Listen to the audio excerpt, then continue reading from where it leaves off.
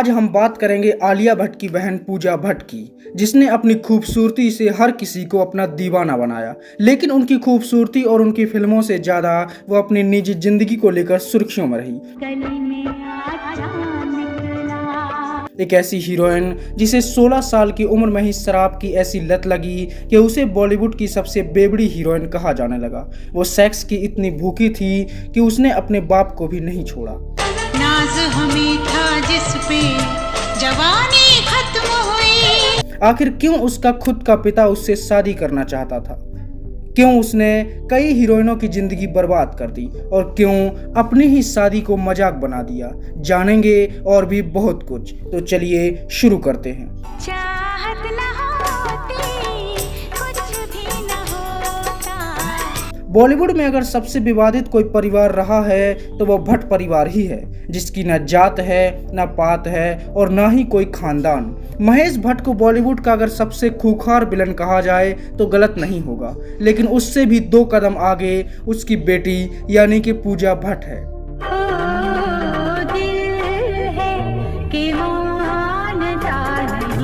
और आज हम इस वीडियो में पूजा भट्ट की ही उलझी हुई कहानी जानेंगे। पूजा भट्ट का जन्म 24 फरवरी 1972 को महाराष्ट्र के बम्बई शहर में हुआ था। पूजा महेश भट्ट की पहली संतान है। पिता की तरफ से पूजा आधी गुजराती और आधी मुसलमान है, जबकि माँ की तरफ से अंग्रेजी, स्कॉटिश, अर्मेनाई और पता नहीं क्या है। अरे कहना क्या चाहते हो? महेश भट्ट ने पहले किरण भट्ट से शादी की और जिससे पूजा का जन्म हुआ, और बाद में महेश भट्ट ने एक मुस्लिम औरत से शादी की और जिससे आलिया का जन्म हुआ। इस तरह पूजा और आलिया सौतेली बहनें हैं, एक हिंदू और दूसरी मुसलमान। पूजा बचपन से ही एक बिगड़ैल बाप की बिगड़ैल बेटी रही है। आपको जानकर हैरानी होगी कि पूजा भट्ट केवल 16 साल की उम्र से ही शराब की आदी हो गई थी और उसे शराब की ऐसी लत लगी कि उसकी गिनती नशेड़ियों में होने लगी थी। महेश भट्ट ने दूसरी शादी की तो पूजा भट्ट उससे नफरत करने लगी और महेश भट्ट की शक्ल तक देखने से वो मना करने लगी। लेकिन महेश भट्ट ने पूजा से वादा किया कि वो उसे हीरोइन बनाएगा और अच्छा फ्यूचर देगा, और इसके बाद पूजा मान गई। समझ रहे हो? केवल 17 साल की उम्र में ही पूजा भट्ट ने फिल्मों में कदम रखा। फिल्म का नाम था डैडी और खुद महेश भट्ट ने इसे बनाया था। पहली ही फिल्म में पूजा भट्ट ने इतने बोल्ड सीन दिए कि 17 साल की लड़की को हॉट लुक में देखकर हर कोई अपना दिल हार बैठा और हर कोई पूजा भट्ट को चाहने लगा। इस फिल्म के लिए पूजा भट्ट को best new face of the year का अवार्ड भी मिला। पूजा के पिता डायरेक्टर थे, इसलिए फिल्म में वही होता था जो पूजा चाहती थी। उसने कई एक्ट्रेस और कई एक्टर्स की जिंदगी बर्बाद कर दी और खुद की कजन इस्माइली को उसने फिल्मों से ऐसे बाहर निकलवाया कि वह पाई पाई के लिए मोहताज हो गई। पूजा भट्ट जिस एक्टर्स के साथ चाहती थी उसे काम करना पड़ता था। पूजा ने अपने समय के सबसे बेहतरीन कलाकारों के साथ, जिनमें आमिर खान, सनी देओल, संजय दत्त, शाहरुख खान, ऋषि कपूर और मिथुन चक्रवर्ती के साथ अपने अनुसार काम किया। आज पहली बार दिल की बात की है। लेकिन उन्हें पहचान मिली फिल्म दिल है कि मानता नहीं से, जिसमें वो आमिर खान के साथ नजर आई थी। फिल्म में पहली बार पूजा भट्ट के काम को लोगों ने खूब पसंद किया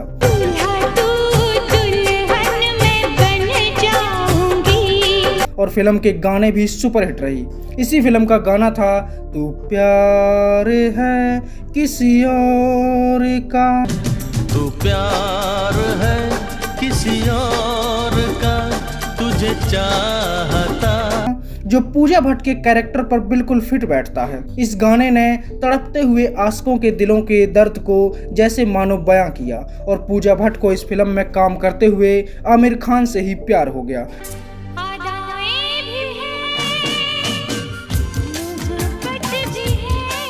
लेकिन आमिर खान पहले से ही किसी और के प्यार में पागल थे और पूजा भट्ट को बाबाजू का ठुल्लू मिल गया। भाई साहब कुछ ज्यादा नहीं हो गया ये? मतलब कुछ भी। 1991 में उनकी एक ऐसी ही फिल्म आई जिसने सफलता के सारे रिकॉर्ड तोड़ दिए और फिल्म का नाम था सड़क।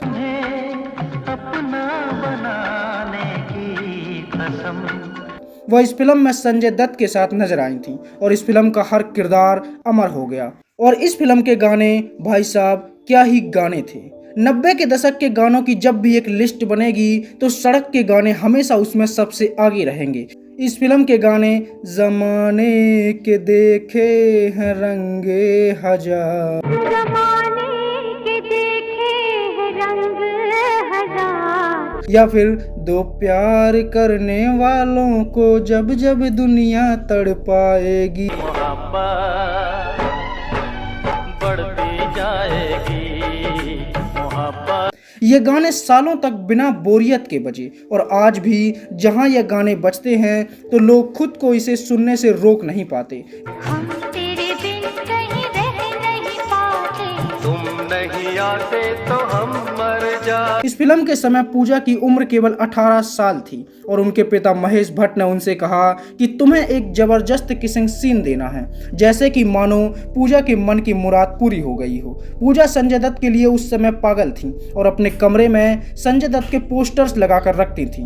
पिता ने पूजा को किसिंग सीन के लिए कहा और इसके बाद जो पूजा ने किसिंग सीन दिया तो मानो संजय दत्त को मजे ही आ गए। रहा नहीं जाता, तड़प ही ऐसी है ना। लेकिन वो यही नहीं रुकी। इसी साल उन्होंने एक ऐसा कांड किया जिसके बाद लोगों को पूजा से घिन आने लगी। लोगों ने कहा कि इसे जीने का कोई हक नहीं है और यह समाज में रहने के बिल्कुल भी लायक नहीं है। बात थी 1991 की, जब सड़क को जबरदस्त सफलता मिली और पूजा भट्ट की गिनती नामी एक्ट्रेस में होने लगी। इसी समय एक मैगजीन के कवर के लिए पूजा भट्ट ने अपने ही पिता महेश भट्ट के साथ लिप लॉक करते हुए फोटो खिंचवाया और उसे कवर भी बनाया गया। अपने ही पिता को खुलेआम किस करके वो लोगों की रडार पर आ गई और कुछ ही समय बाद पूजा भट्ट की अपने ही पिता के साथ कई फोटो वायरल हुई और हर तरफ पूजा भट्ट और उनके बाप महेश भट्ट के रिश्ते की खूब चर्चा होने लगी। और इसी बीच महेश भट्ट का एक स्टेटमेंट आया जिसने आग में घी डालने जैसा काम किया। महेश भट्ट ने कहा कि अगर पूजा मेरी बेटी ना होती तो मैं उससे शादी कर लेता। तेजस्वी लोग हैं हमारे पास, कितने शानदार विचार रखते हैं। और इसके बाद लोग इतना भड़क गए कि महेश भट्ट और पूजा भट्ट को जान से मारने की धमकियां तक मिलने लगी थी। लेकिन मानो इन सब से पूजा भट्ट को कोई फर्क नहीं पड़ा। इसी समय पूजा भट्ट ने राहुल रॉय के साथ कई फिल्मों में काम किया, जिनमें फिर तेरी कहानी याद आई, जानम और जुनून जैसी फिल्में रहीं। इन फिल्मों में भी पूजा ने अपनी बोल्डनेस को ही दिखाया और राहुल रॉय के प्यार में भी पड़ गईं। लेकिन पूजा के अंदर प्यार जैसा कुछ था ही नहीं, बस थी तो ठरक। और जैसे ही वह मिटी तो उसने राहुल रॉय को लात मारकर अपनी जिंदगी से बाहर निकाल दिया।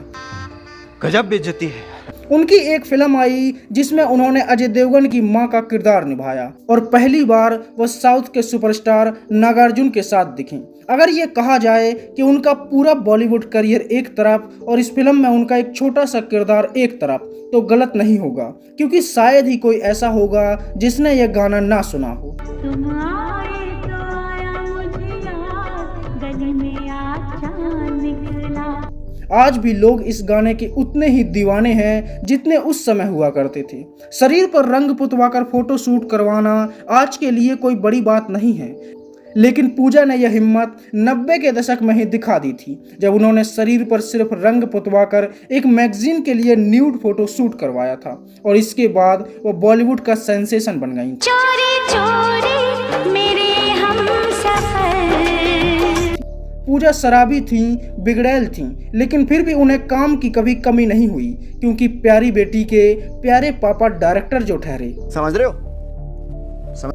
पूजा ने अपने फिल्मी कैरियर में सड़क, जानम, गुनहगार, फिर तेरी कहानी याद आई, शर, तड़ी पार, नाराज, हम दोनों, अंगरक्षक, चाहत, तमन्ना, बॉर्डर और जख्म जैसी फिल्मों में काम किया। जब फिल्मों में उन्हें काम मिलना थोड़ा कम हुआ तो उन्होंने खुद की प्रोडक्शन कंपनी भी खोली, जिसका नाम रखा गया पूजा भट्ट प्रोडक्शन।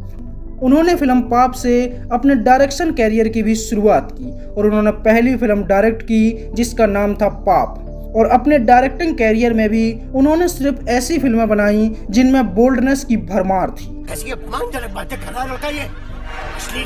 उन्होंने कई फिल्मों का निर्माण किया जिनमें सुर, पाप, जिस्म और रोग जैसी फिल्में रहीं। खास तौर पर उनकी फिल्म जिस्म को आज भी याद किया जाता है। यह फिल्म काफी बोल्ड थी और इसका म्यूजिक भी काफी लोगों को पसंद आया था। पूजा भट्ट के अफेयर की बात की जाए तो दर्जनों लोगों के साथ उनके अफेयर रहे। जिस भी हीरो के साथ वो काम करती थी उन्हीं के साथ वो चर्चा में आ जाती थी। सबसे पहले पूजा भट्ट का नाम राहुल रॉय के साथ जुड़ा।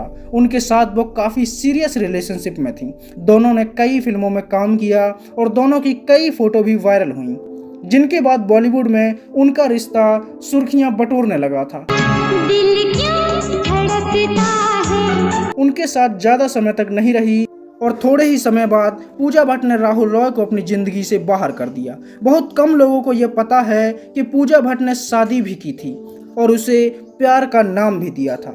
2003 में उन्होंने एक फिल्म बनाई जिस्म, जिसे बनाते हुए उन्हें भी एक जिस्म की जरूरत महसूस होने लगी और मनीष माखीजा के प्यार में वो पड़ गईं।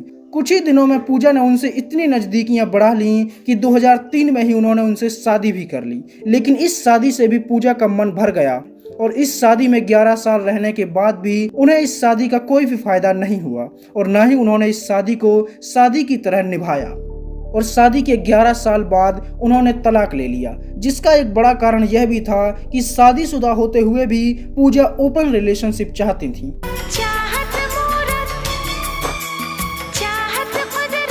वो चाहती थीं कि वो कुछ भी करें उन्हें कोई रोकने टोकने वाला ना हो। जब उन्होंने फिल्म पाप डायरेक्ट की तो उनसे भी पाप हो गया और रणवीर शौर के साथ वो गुटरगू करने लगी। रणवीर शौर के साथ उनके संबंधों ने इतनी सुर्खियां बटोरी कि दोनों की सगाई तक हो गई थी।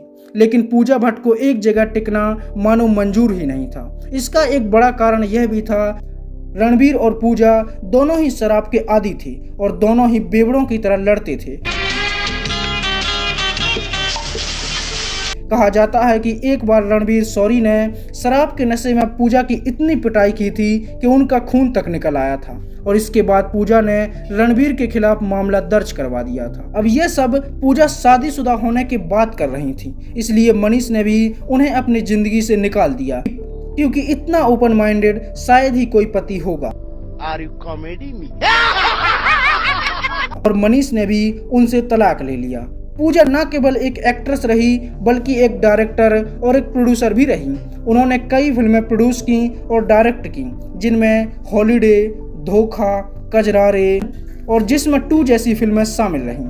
वह कुछ समय पहले ही बिग बॉस में नजर आई थीं और उन्हें आखिरी बार बम्बई बेगम्स वेब सीरीज में देखा गया था, जिसमें इतनी उम्रदराज होने के बाद भी उन्होंने भर भर कर किसिंग सीन दिए और बोल्ड सीन दिए और लोगों ने कहा कि आज भी पूजा भट्ट की ठरक कम नहीं हुई है। उनकी पूरी जिंदगी विवादों में ही गुजरी है। वो एक ऐसी हीरोइन रही हैं जिसने फिल्में तो अच्छी की, लेकिन उन्हें लोगों के प्यार से ज़्यादा लोगों का गुस्सा और लोगों की नफरत मिली और आज भी लोग उन्हें कुछ खास पसंद नहीं करते हैं।